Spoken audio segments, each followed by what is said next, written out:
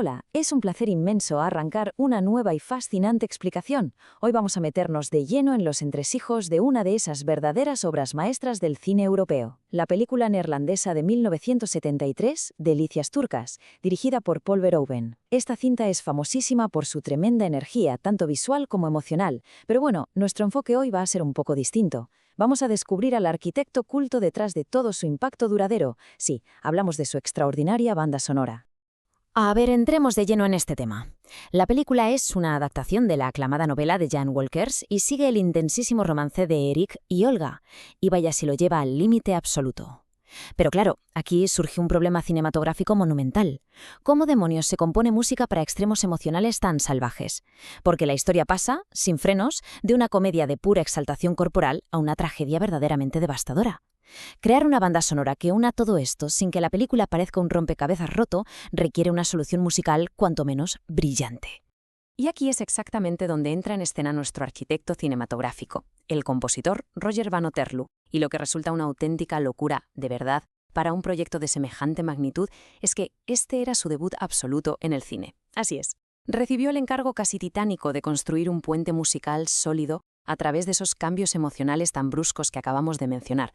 Al afrontar este enorme reto, Van Otterloo fue súper inteligente y evitó magistralmente dos trampas musicales muy típicas de la época. Por un lado, esquivó el cliché del típico club nocturno, donde el jazz se usa solo como un adorno urbano más, algo que habría quedado totalmente superficial. Y por el otro lado, huyó por completo de la tradicional orquesta sinfónica grandilocuente e impersonal. Vamos, que meter un muro de sonido clásico habría ahogado la frágil intimidad de los personajes bajo toneladas de instrumentos. Entonces, para evitar estos dos extremos, el compositor se inventó una tercera vía realmente fascinante. Un jazz cinematizado. Un estilo de jazz lírico e íntimo para el cine, centrado en la respiración, el silencio y el timbre, en lugar de solos virtuosos o tensión dramática. Aquí no hay exhibiciones técnicas interminables para lucirse. Para nada. Es una música basada en melodías que se clavan en la memoria, dejando respirar a los solistas y aportando una textura superhumana y sensual a la pantalla. Sección 1. La voz interior, Toots Thielemans y la armónica. Ahora, lo que es realmente interesante analizar es el tremendo pedigrí cinematográfico que aportaba este solista. Thielemans ya había dejado a todo el mundo boquiabierto en 1961, aportando ese color suave tan inconfundible al icónico tema Moon River, en Desayuno con Diamantes. Y si a eso le sumamos sus colaboraciones en los años 70 con gigantes absolutos como Quincy Jones, bueno, queda clarísimo que Thielemans llegó a Delicias turcas en el 73, siendo un maestro indiscutible de la pura emoción humana. Como bien dice esta cita sobre la banda sonora, la armónica actúa casi como una voz interior de la película, una confesión sentimental sin palabras. Y es tal cual. La armónica no está ahí simplemente como un adorno sonoro de fondo, es de hecho la que revela toda la vulnerabilidad desnuda y el deseo abrumador de la trama, sin necesidad de pronunciar una sola sílaba a lo largo de toda la cinta. Y el gran secreto para conseguir esta voz interior tan potente es traducir la emoción directamente en flexibilidad rítmica. Aquí no se trata de demostrar virtuosismo técnico, que va. La forma de tocar de Thielemans hace que cada nota pese, inyectando una melancolía que casi se puede palpar. La propia respiración del músico se convierte en el paisaje sonoro, logrando que el espectador sienta el dolor y la pasión de una forma literal y física. Pasemos a la sección 2. El ancla armónica. Louis Van Dyke.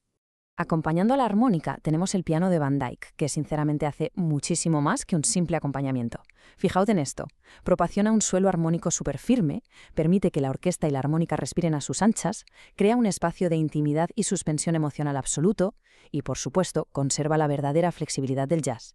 Básicamente construye una habitación cálida y refinada para que la narrativa melancólica viva dentro. Sección 3. El contexto de los años 70. Historia de dos estilos de jazz. Y esto ilustra brillantemente la singularidad de esta película frente a su época. Hay que pensar que en los 70 la tendencia dominante era la fusión eléctrica súper virtuosa y basada en el groove desenfrenado de gigantes como Herbie Hancock o la Mahavishnu Orchestra. Pero Delicias turcas eligió justo el camino contrario, un jazz cinematizado, silencioso, profundamente narrativo, una renuncia absoluta a la electricidad en favor del lirismo en estado puro. Y esta intimidad musical fue el ancla perfecta.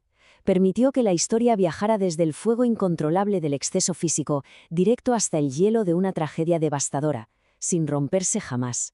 Nunca se pierde la unidad emocional de la cinta, absolutamente todo queda envuelto bajo un clima tonal unificado y una misma coherencia musical. Es casi magia. Sección 4. El legado de una obra maestra provocadora. Pero, ojo a esto, porque aquí viene la gran sorpresa. A pesar del encaje milimétrico de la música con las imágenes, el propio director, Paul Verhoeven, confesó años después algo increíble. Dijo: una de mis bandas sonoras menos queridas. Bueno, resulta una admisión casi incomprensible porque, francamente, choca de frente con la más pura y dura realidad. Porque los datos son los que mandan. Y estamos hablando de un triunfo comercial masivo. El álbum fue un éxito arrollador en los Países Bajos, pasando meses enteros en las listas de ventas. El público conectó profundamente con ese tono tan sentimental y hoy sigue siendo el ejemplo innegable y perdurable de la magistral unión entre el jazz y el cine popular europeo. Contradictorio, desde luego. En resumen, lo que consiguió este trío de músicos es algo sencillamente insólito. El jazz aquí no se utilizó como un mero adorno intelectual para ir de modernos, ¿qué va? Se mezcló de forma totalmente orgánica con la propia carne emocional de la historia, logrando sostener, matizar y amplificar cada fotograma de intensidad física y de dolor humano. A día de hoy, esta obra maestra es la prueba palpable de por qué la música importa tantísimo en la construcción de la narrativa. El cine y la música se potencian mutuamente para crear una memoria afectiva duradera e inseparable. Nos recuerda que la emoción genuina en pantalla rara vez funciona sin esa brillante arquitectura oculta del sonido.